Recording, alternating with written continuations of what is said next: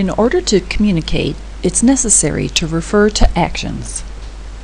Speakers do not have a problem finding the right verb for a specific action in their own language. However, in a foreign language, speakers often have difficulty choosing the appropriate verb.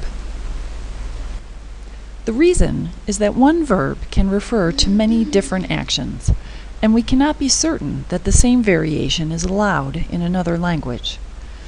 Bilingual dictionaries present lists of usages for a foreign verb, but these often leave the user unsure of how or when to apply the verb in different situations.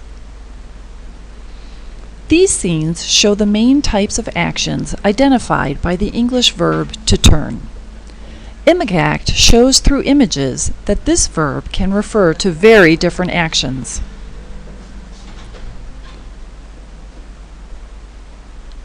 If I wonder how an English action verb translates into Italian or into another target language, such as Spanish or Chinese in the IMAGACT first release, I can use IMAGACT as a multilingual dictionary of images.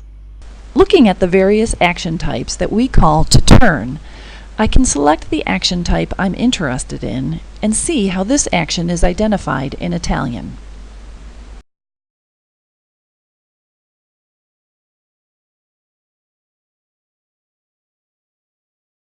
IMAGACT returns one main verb and an additional set of verbs which equally identify this specific type of action. Among the set of actions referred to by the English verb, I can also select a different one.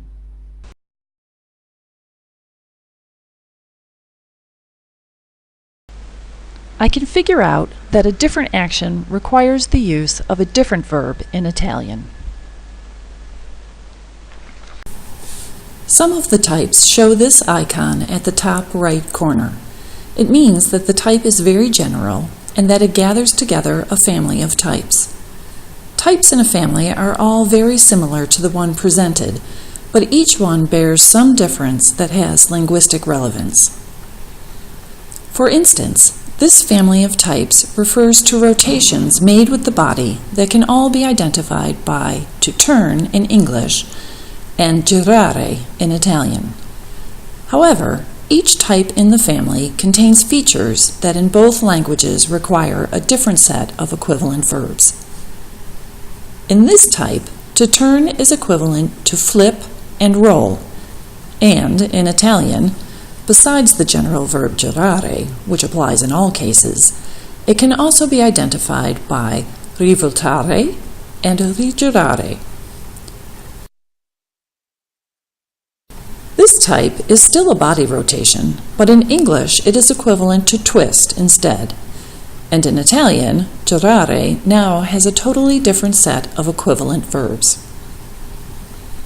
So, as you can see, IMAGACT allows you to explore how languages refer to action in detail.